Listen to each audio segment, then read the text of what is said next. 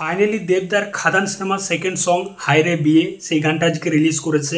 গানটা গেয়েছে Abhijit Bhattacharya, June Banerjee, Sudip Nandi. গানটাতে music দিয়েছে নীলায়ন চ্যাটার্জি।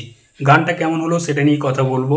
তো এই গানটা যে আমার আহামরি কিছু লেগেছে, দারুণ হয়েছে গানটা, সেরকম কিন্তু না। গানটা আমার ডিসেন্ট লেগেছে। গানটার প্রথম দিকটা তো খুবই বোরিং লাগে, লিরিক্সটা যেন খুবই খাপছাড়া।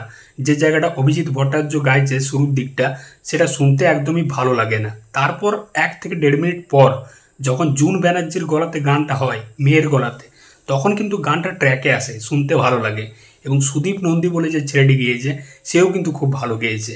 তো 1 থেকে 1.5 মিনিট পর কিন্তু গানটা ট্র্যাকে আসে, শুনতে ভালো লাগে, বেশ মজা লাগে। এবং গানটা ভিজুয়ালি কিন্তু খুব ভালো লাগছে দেখতে, ভিডিওটা।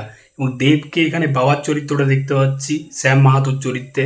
তার যেরকম বিয়ার্ড, যেরকম লম্বা চুল, তার সাথে বরখাকে দেখতে পাচ্ছি। দেব বরখার জুটি অনেকদিন পর স্ক্রিনে আসছে, সেই দুই পৃথিবীর প্যারালাল জুটি।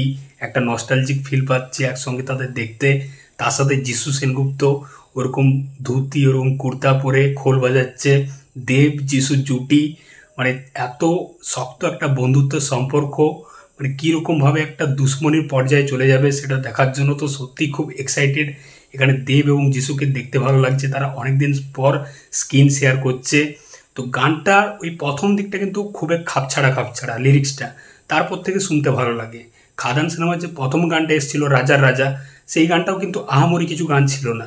গানটা নিয়ে প্রচুর লোকে কথা বলেছে, দেব নাচতে পারে না, এই গানটাতেও যে নাচটা হচ্ছে সেটা কিন্তু খুবই সিম্পল নাচ, খুবই সিম্পলের মধ্যে ভালো লাগছে। তবে সত্যি বলতে দেব সেই যে আগের মতো নাচতো, সেই নাচটা কিন্তু আর দেখতে পাচ্ছি না এই গানগুলোর মধ্যে। এবং খাদান সিনেমায় এখনও পর্যন্ত আহামরি ছিটকে দেওয়ার মতো গান কিন্তু আসেনি।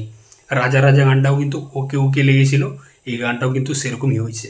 দেখা যাক খাদান সিনেমার নেক্সট আরও কী সং আসে এবং সেই গানগুলো কেমন কী হয়। তোমাদের গানটা কেমন কী লেগেছে অবশ্যই কমেন্ট বক্সে জানাও। দেখাচ্ছে বস পরের ভিডিওতে। চললাম, এই নতুন চ্যানেলটাই নতুন হয়ে থাকলে অবশ্যই সাবস্ক্রাইব করে দাও বস। চললাম।